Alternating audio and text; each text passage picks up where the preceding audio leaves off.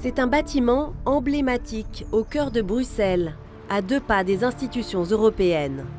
Dans l'œil des autorités, la Grande Mosquée était depuis près de 50 ans gérée par l'Arabie Saoudite. Mais fin mars, elle va revenir dans le giron de l'État belge.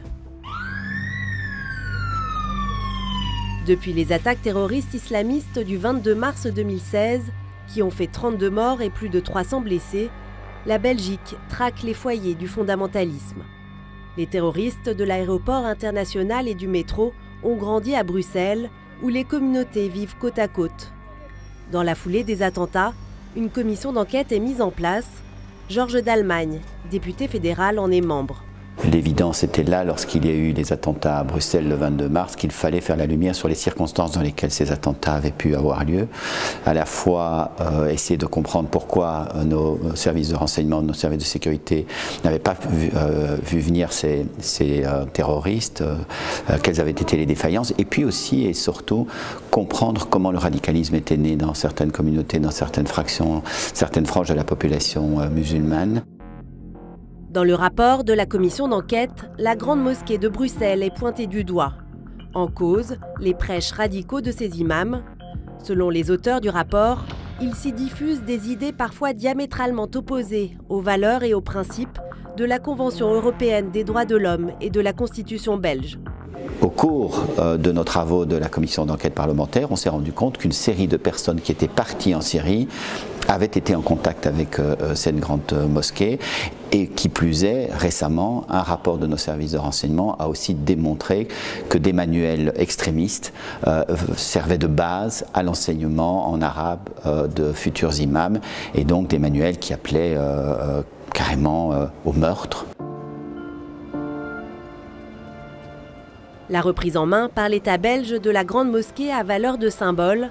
Mais sur les 300 mosquées que compte la Belgique, seul un quart sont reconnus et financés par les pouvoirs publics.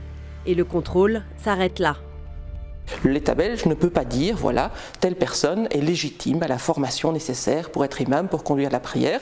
C'est une prérogative du culte, puisque nous avons ce système étrange, séparation de l'Église et de l'État, ah oui, mais tout de même, financement public. Et c'est vrai que les deux choses s'articulent assez mal. Notre système a, je pense, un vice fondamental, pour te dire, parce que le système belge, qui est basé largement sur le système concordataire, comme celui que la France connaissait avant la loi de 1905, mais le système belge a conservé les bénéfices de ce système, c'est-à-dire le financement public. Par contre, il a supprimé très largement la version contrôle qui était prévue à l'époque du concordat napoléonien.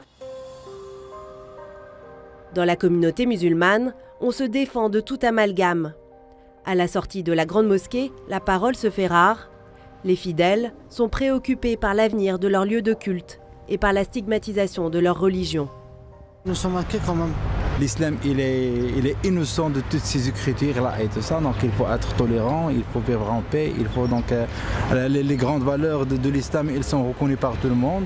Si un poisson, il est pourri, on ne va pas jeter tout le ravier, on va dire, parce qu'un poisson, il est pourri. Rompre le lien avec l'Arabie Saoudite est un premier pas, mais l'influence des capitales étrangères sur les mosquées belges risque de perdurer, comme l'explique cet islamologue.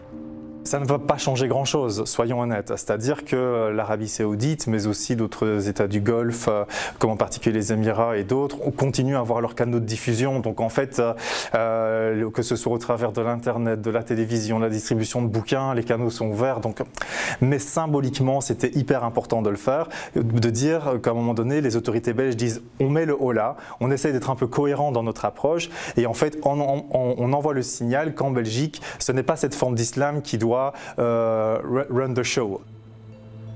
Fin mars, la gestion de la Grande Mosquée devrait être confiée à l'exécutif des musulmans de Belgique, l'organe représentatif de l'islam dans le pays.